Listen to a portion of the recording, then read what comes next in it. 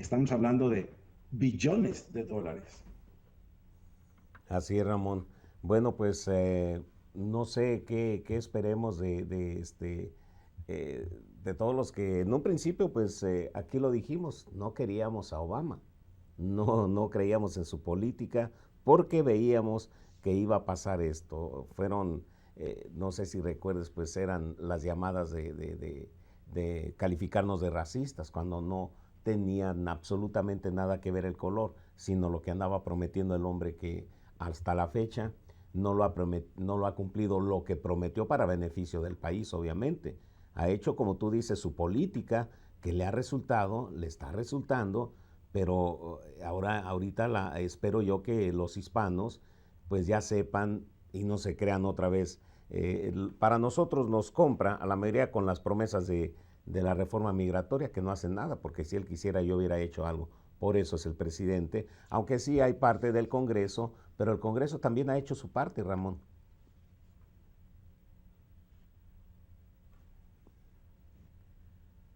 ¿Perdiste el audio? ¿Tengo audio, Ramón? ¿Me está escuchando? Fíjate que, sí, fíjate que no necesita legalizar a los indocumentados. Ujú. No necesita porque el voto los tiene. Y es precisamente el fraude que se espera que se haga enormemente en estas próximas elecciones. A ver, Un explícanos eso, fraude, Ramón. ¿vale? Explícanos eso, a ver. Vamos a ver el voto. Sí, A mira, ver, háblanos del voto. por ejemplo, ¿qué acaba de pasar esta semana en Texas? Texas, como estado, digo, vamos a requerir que cada persona que va a votar se identifique. Ujú. ¿Qué hizo el Departamento de Justicia y qué acaba de hacer Obama? Vetar esa decisión. ¿Y cuál es la justificación? Dicen ellos, no es posible que 11 millones de hispanos en Texas se les impida el voto. Yo no sabía que había 11 millones de hispanos votantes en Texas, pero en fin. Dices tú, ¿cómo espérate? ¿Cómo está eso? Dice, no es posible. Entonces, los indocumentados han estado votando, por eso los demócratas protegen que no se investigue, que las personas no tengan identificación cuando van a votar. El Departamento de Justicia, la División de Derechos Civiles, volvió, ¿me entiendes?, ahí en Texas a cerrar. Y dice que la razón por qué lo hace es porque, como dije, muchos hispanos no tienen una identificación del Estado. Y tú lo puedes ver que lo mismo hicieron en el sur de Carolina. En el sur de Carolina dijeron, acá en el sur de Carolina, si tú no tienes identificación, no votas. Entonces, lo curioso, fíjate, es que a ti te piden y a mí me piden, lo que nos piden una identificación. Si vas al departamento de vehículos, tienes que tener documentación para sacar licencia. Mm. En los aeropuertos tienes que tener identificación. En los hospitales, en las farmacias, hay medicamento que no te lo dan si no te enseñas tu identificación. Para donar sangre en los bancos, cuando tú vas a sacar algo que dices, sabes que dame tu identificación, donde venden armas, para cambiar un cheque, las agencias de adopción, en la oficina de seguro social, aún para ir a la cárcel a visitar a alguien necesitas pegar tu tarjeta, tu identificación. Para usar una tarjeta de crédito, muchas veces te piden, esta es la tarjeta de crédito, pero dame tu identificación. En los juzgados, aún en las elecciones de los sindicatos piden identificación. Entonces, en Texas, y tú ves que en Texas y en el Carolina del Sur pidieron que los votantes pues tuvieran un... Entonces, por supuesto que los demócratas están preparando para uno de los enormes fraudes de la historia en este país. Lo han hecho cada vez que hay votaciones. Por eso no están permitiendo que se revisen la identificación. Y no crean, los hispanos quieren dar la amnistía a los hispanos. No necesitan darles amnistía. Con que los lleven en camionadas y los motiven a que voten, pues tienen el voto mentes capturado. ¿Y qué le dicen a los hispanos?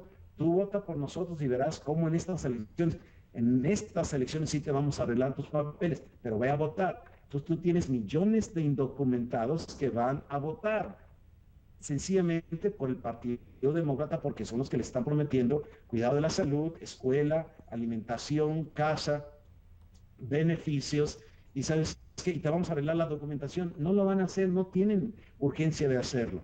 Tienen una esclavitud en la mente de las personas necesitadas. ¿Por qué lo van a hacer? Lo mismo le hacen a los negros. Entonces, tú puedes ver, ¿me entiendes? El fraude que se está manejando bastante fuerte.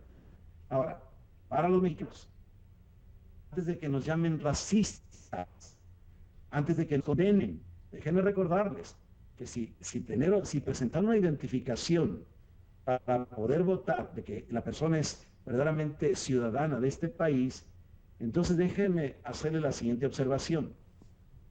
En México, todo el país de México, entonces el gobierno federal es racista, porque allá en México, si no se tiene la famosa credencial de elector, la gente no vota. Ahora, la gente no obtiene la credencial de elector porque quiera votar necesariamente. La gente está buscando la credencial de elector porque vino a ser la identificación nacional en México, un documento muy importante. Pero tú no vas a votar si no tienes la credencial de elector. En estas elecciones que vienen para México, millones de personas están renovando su credencial de elector para poder votar. Y así de sencillo, donde quiera que vas en México, la credencial de elector es muy importante. Entonces, ¿por qué van a hablar uno de racismo? No es uno racista, estamos diciendo que los demócratas están fraguando uno de los fraudes electorales más grandes de la historia de este país, utilizando a todas las personas hispanas indocumentados y aquellos que no son ciudadanos de que vayan a votar con esa credencial que tienen, como la hayan obtenido. Tú sabes que obtener el seguro social en este país no es muy difícil, obtener una licencia de manejo no es difícil. Entonces, tú puedes ver que el fraude se va a llevar a cabo de una manera muy impresionante, ¿no? Entonces, ahí está pues el ejemplo de México. Si tú me dices que México es racista porque pide que la gente forzosamente enseñe su credencial de elector, y eso México lo hizo muy sabiamente, contrató fuera del gobierno federal una comisión que no tuviera nada que ver con el gobierno federal, se supone, para que esta compañía pudiera llevar a cabo toda la documentación de hacer la credencial de elector. Es gratuita, pero la gente tiene que demostrar que es ciudadana, tiene que demostrar que vive en la región donde dice que vive, la dirección correcta. Tú te cambias, aunque sea en la misma ciudad, tienes que volver a renovar tu tarjeta de elector. Entonces todo eso es precisamente para que no se cometa un fraude electoral como en 1988. Y sabemos que en México, pues, los fraudes electorales eran muy comunes. Entonces, la tarjeta, la identidad, ¿me entiendes? Para poder votar es lo más lógico en varios países. Francia lo tiene, Brasil lo tiene, Portugal lo tiene, Indonesia lo tiene, muchos países lo tienen. Entonces, pero aquí tienes por parte de los demócratas porque van a arruinar al país. Entonces, nuestros paisanos y aquellos que son de Latinoamérica no deberían prestarse a este juego que va a salirles bastante caro, porque este movimiento es para destruir al país, no para mejorarlo. Así, Ramón, me llamó la atención especialmente esta semana cuando, pues, inmediatamente que eso es discriminación, y yo decía, bueno, ¿por qué va a ser discriminación si esta persona tiene derecho al voto? ¿Qué importa que le pidan su identificación, no? Pero lo que pasa es que también creo que hay personas, y como tú dices, pues, ¿quién se beneficia con todo esto, esta polémica? Pues las personas que están pretendiendo hacer un fraude electoral, como tú lo dices. Muy bien, pues vamos a invitarles a ustedes para que se comuniquen con nosotros nuevamente. Si usted es persona que nos está viendo por primera vez, de esas casualidades que se dan en la vida, de pronto está uno en la televisión buscándole y se encuentran con algo diferente, pues nosotros somos el programa. ¿Y usted qué opina? En este programa usted puede participar llamando precisamente a la línea de cabina que está apareciendo en estos momentos en su pantalla. Estamos en vivo los martes de 8 de la noche a 9 de la noche. De 8 a 9 de la noche, tiempo estándar del Pacífico. Y en los programas anteriores, en el primer programa que se transmitió a través de Azteca América, Ramón les hacía la aclaración a las personas que desearan participar en este programa con sus opiniones, que no filtramos las llamadas, que únicamente les encargábamos lo que muchos se acostumbran, muchas personas a través de mi experiencia en la radio, Ramón, a través de los años que he trabajado en los medios de comunicación, hay personas que llaman por teléfono y se hacen los graciosos diciendo palabras vulgares, y que afortunadamente aquí con nosotros en 9 años solamente una vez sucedió, dos o tres veces creo, y no palabras realmente tan vulgares. Nos hemos conducido con bastante respeto y de esta forma nuestros televidentes así lo han demostrado. Pero una persona me hacía énfasis en que por qué yo recalcaba eso y precisamente cuáles son los efectos. Yo soy bien vulgar para hablar en la calle, no acá tras un micrófono, soy de lo peor. Pero ¿cuáles son los efectos de la vulgaridad negativo, Ramón? ¿Por qué es importante que si uno no puede cambiar o no hace lo posible por cambiar el ser vulgar, cuáles son los efectos negativos que hay en la sociedad, Ramón? Tenemos 4 minutos en este segmento. Bueno, la vulgaridad que estamos viendo como está resurgiendo en la sociedad es muy importante, ¿sí? La música, las películas, los videos, realmente volvemos a una desestabilización de la moral de una sociedad. Y esto se da cuando una sociedad pierde sus valores originales. Entonces, por ejemplo, aquí en Estados Unidos, tú puedes, bueno, en varias partes del mundo, ¿no? Pero tú puedes ver cómo la cultura ha ido cambiando muy aceleradamente en varias décadas. Si tú ves estudias cómo era la cultura antes de la Segunda Guerra Mundial y qué pasó en la cultura norteamericana después de la Segunda Guerra Mundial, vas a ver un vuelco que se da en toda la cultura.